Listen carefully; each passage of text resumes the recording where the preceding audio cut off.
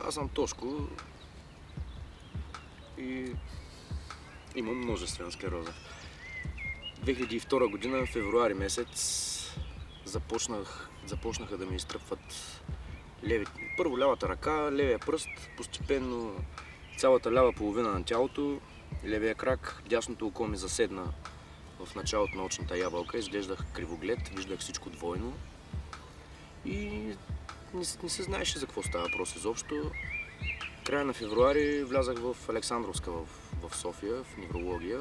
Направиха ми ядрено-магнитен резонанс, който диагностицира множествена склероза. Прекарах 19-тия си рожден ден в болницата.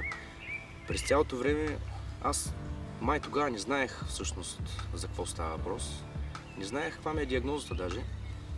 И може би това ми е помогнало, защото аз очаквах, че търсят през цялото време хапчето, което ще ми дадат, за да се оправя. От тогава насам имам общо 4 пристъпа. Първия плюс още 3, двата 2010-та, последния началото на 2011-та тая година. Като от самото начало, след като разбрах за диагнозата си, прочетах в интернет, че в Канада има изследвания на базата на марихуаната, които дават положителен резултат. И всъщност това е единственото нещо, което дава положителен резултат.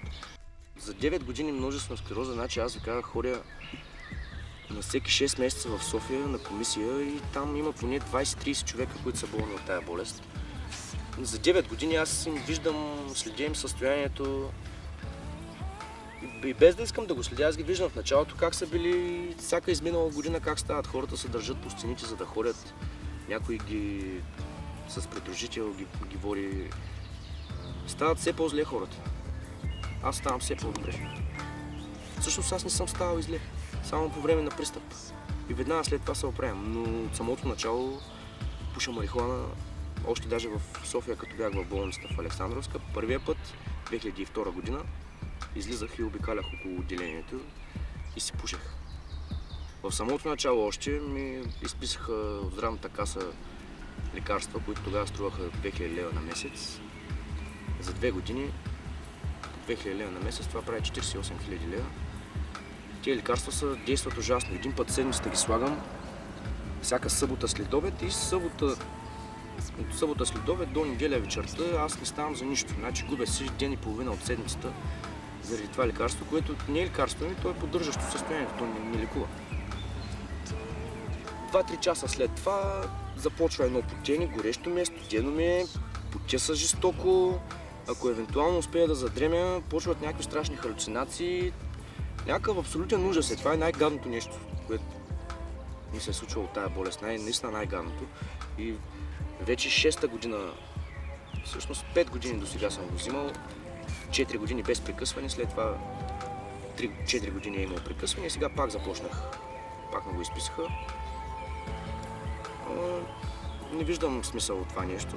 Освен, че ми действа ужасно, не виждам смисъл. Последният пристъп, който получих януари месец тая година,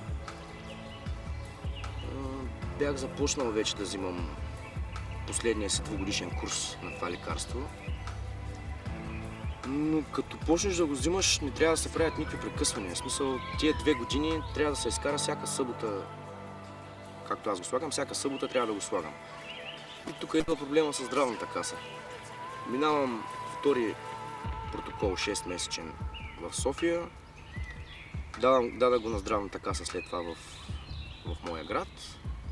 След което един месец след това трябва да получа подпечатан протокол, да отида в аптеката и да си взема лекарството. Аз съм предвидил този месец, който няма да го имам. В началото оставих си аванс, почнах един месец по-късно да го взимам.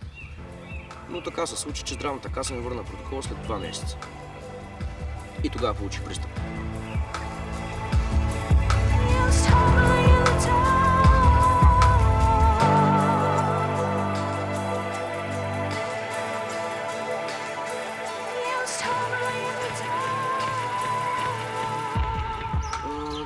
След като получих пристъп, трябва да вляза в болница.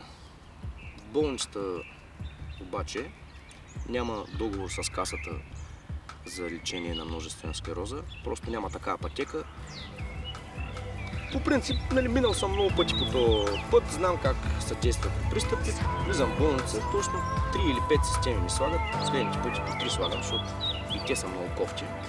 Купих си от аптеката 3 системки, сложих си ги сам. И междувременно, нали, ако вляза в болница, ще ми правят изследвания, всичко, както ти морда, ще ми следят състоянието. Обаче реших този път да се подложа на много силна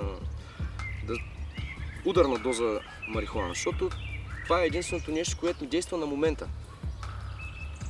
Като изпуша една цигара марихуана, пристъпът се състои в това изтръпване на крайниците. Също този път и окото ми засегна. И единственото нещо, което ми помага на момента да се почувствам добре наистина, това е марихуаната. След всяка цигара всичко, нали, в началото само за момента, докато ме държи, съм окей. Като ме пусне, пак се появяват, но пуша. Дни, седмици, един месец изкарах с по 4-5 зверски напушвания на ден и всичко отшумя напълно. След което направих един контролен ядрено-магнитен резонанс. На снимките няма абсолютно нищо, никакви следи от множествена склероза. Като напълно здрав човек, което е...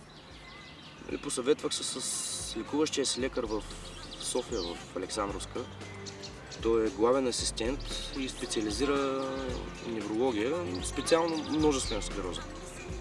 Човека каза, че това е максимално най-добрият възможен вариант. Не е чудо, възможно е. Това много рядко се случва и е много малко вероятно и е супер готино. Сега си здрав? Сега съм напълно здрав, да. Сега съм напълно здрав.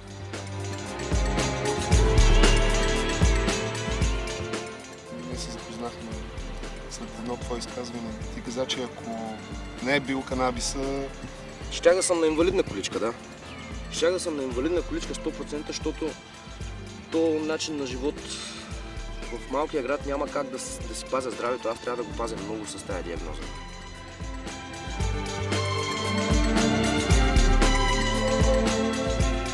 Майка ми сега в момента след последния пристъп, единственото нещо, което ми е останало физически като последствие е двете ми зеници са с различна големина. И когато се напушат, само тогава се нормализират. И майка ми като ме види се радва, ето, прави се, как да я кажа, горката, що съм си го прави. Но общо взето хората го приемат като нещо лошо, като наркотик. И не могат да го възприемат като лекарство, като билка, която лекува и помага. Това ти си живо доказателство. Абсолютно, аз съм живо доказателство за това.